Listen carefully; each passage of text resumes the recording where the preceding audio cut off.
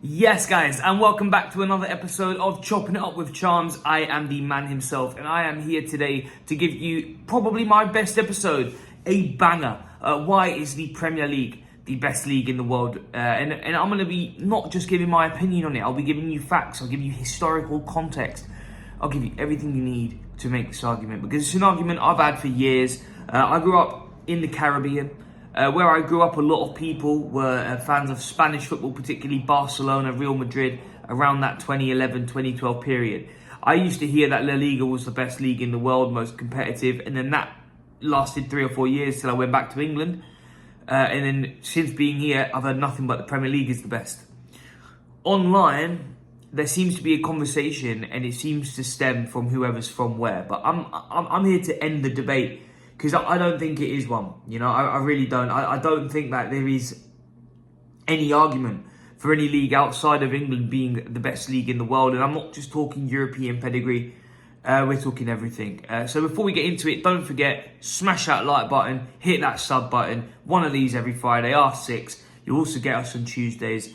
But yeah, let's smash straight into the homework. So the first thing I want to talk about, history, historical context.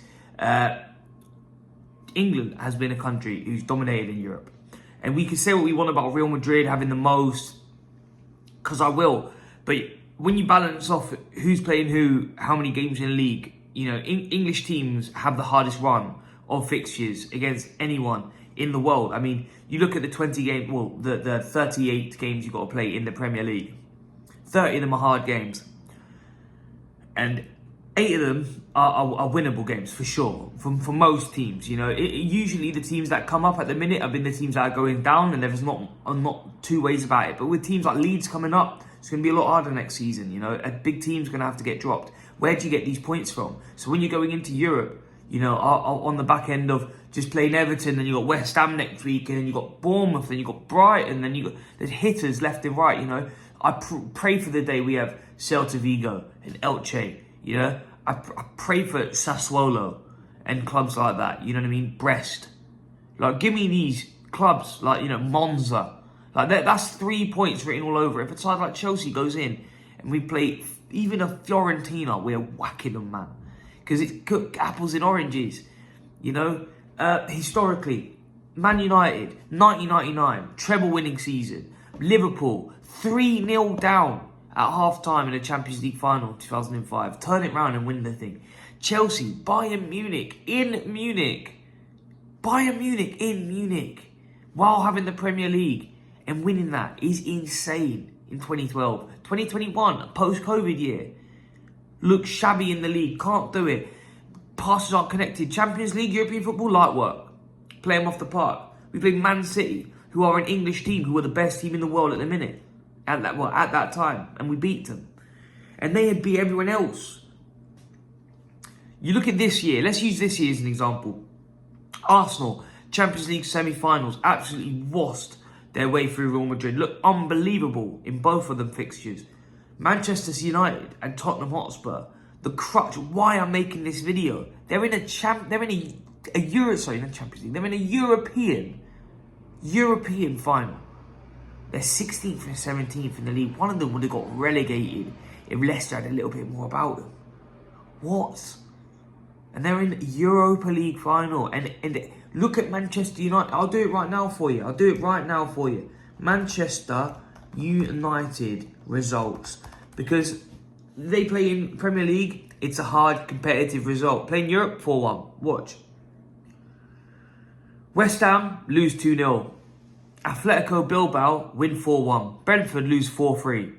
Atletico Bilbao beaten 3-0. 1-1 with Bournemouth. Lose 1-0 to Wolves. Bang 5 past Lyon. 4-1 loss against Newcastle. 2-2 against Lyon. Listen, Lyon's solid side. They're a top 4 side in their league.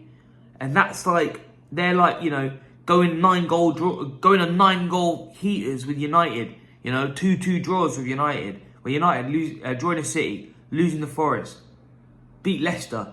But they beat Leicester by the same amount that they're beating Bilbao, you know, because that is comparable, you know, the same amount that they're beating Real Sociedad when they beat them 4-1. You know, and then now they go on to draw again with Fulham. just scrape past Ipswich and draw with Everton, draw with Arsenal, lose to Spurs.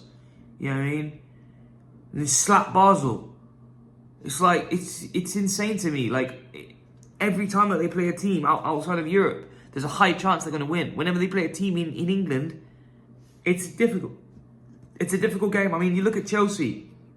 Chelsea, everyone was shocked that they're in the top 4 because the depth that they've had, the management, the way that Chelsea have been run and occupied, their transfers. There's no way they could come in the top 4. We're in a European final. We're in a European final and we're in the top 4. Like, the league is deep. The league is so deep. Let's look at finances, yeah? This is how you know I've done my own work here. 2022-23, all the clubs in the Premier League have generated about £6 billion worth of revenue. That is nearly double the La Liga. That's definitely double of the Bundesliga. Matchday revenue exceeds £1 billion or $1 billion.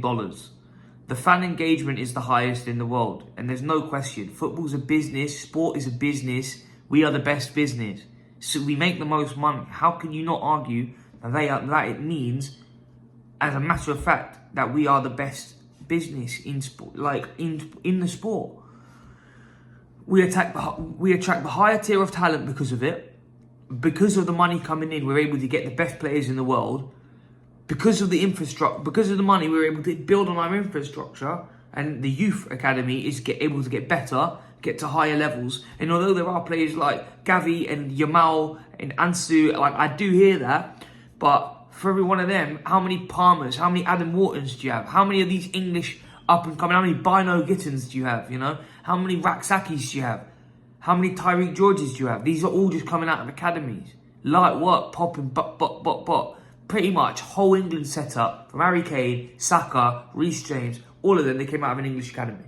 All of them have come out of an English academy. It's not like these players who play academy ball and then they go to this one place and then they go to another place and they change league and then they check it. They stay in the Premier League. They come in through these clubs, they bop to their level, they go on a loan season out to the hardest second division in the world, which is the Championship, if not League One.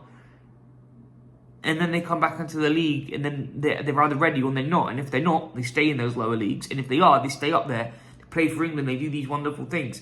And it is a similar model to how it works in other countries. But for how good a player has to be to stay in the Premier League versus how good a player has to be to stay in the Spanish league, I think it proves that the English league is the holder of the higher talent. Now look at the European success and depth in general. Look at the injuries associated with these clubs. Arsenal have been able to get to where they are without Tomiyasu, without Zinchenko, without Martinelli. Tottenham, no Son at points, no Maddison at points, no Van der Ven. United, no Lenny Yoro at points, no Chopper Martinez at points, no Van der Ligt. That's 3 centre-backs taken out and they're in the final of the European tournament. This has affected their league badly, but the fact that you have to play in this league so you have to play your best squad in the Premier League if you want any chance of doing anything in it. And you will end up with injuries. I mean, I'm a Chelsea fan. We've had Reece James injured for half the season. Come back in and slots in. We've got Lavia out for half of it. We're still in the final. This is my whole point. You can ravage us, have the injuries, and we will compete nonetheless. Look at the UEFA coefficient dominance. English top league, top of the list. 28.892. Second place is Spain, 23.892. There is 5 points in coefficient difference. It's apples and oranges based on how good the teams are and how often they play each other and then have to go back into Europe and do it. If we strip back 10, 15 of these games in the Premier League, an English team would win Europe every single season, no question, in my opinion. Because of this, the Premier League has got an extra slot into Europe next season. 6 English clubs will be in the Premier European tournament next season. And there's a reason for that. There was a way 11 English clubs, more than half the league, could be in Europe next season because of English European dominance. We've got a minute left, so I will talk about the elephant in the room, which is PSG. PSG this season, they beat Man City, they beat Liverpool, they beat Villa, they beat Arsenal, yes. PSG are a wonderful squad. They're a fantastic squad. They might have even won the Premier League if they were in the league this season. That does not mean that the league is weak. They don't have to go in, week out, playing the teams that we have to play at. They don't. They simply don't. They look forward to weekends away at Lyon where their players can go kick their feet up. They dominate League One. It's not competitive. They would not be able to dominate the Premier League. And that is the comparison we need to make. Should they win it? Maybe. Would they, in a year, Man City's off it, Arsenal's off it, Chelsea are threatening, but they're still just a shitty old Chelsea. They've been 5-6 years. Yeah, PSG could have made a run. Would they dominate it the way that they dominated the League One?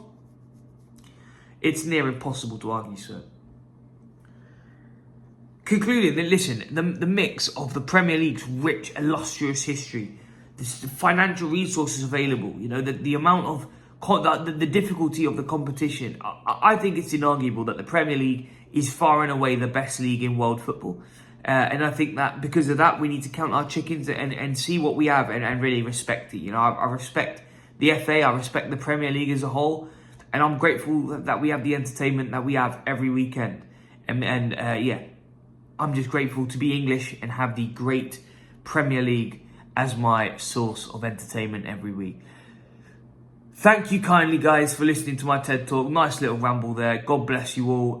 Take care. I hope I've enlightened you a little bit more into my perspective why I think the Premier League is the best league in world football.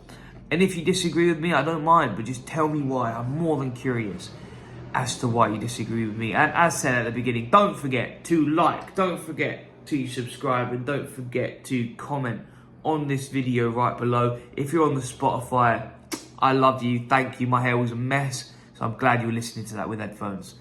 2 Blues charms. That's me. I'm out, and I'll see you next Tuesday. Up the Blues.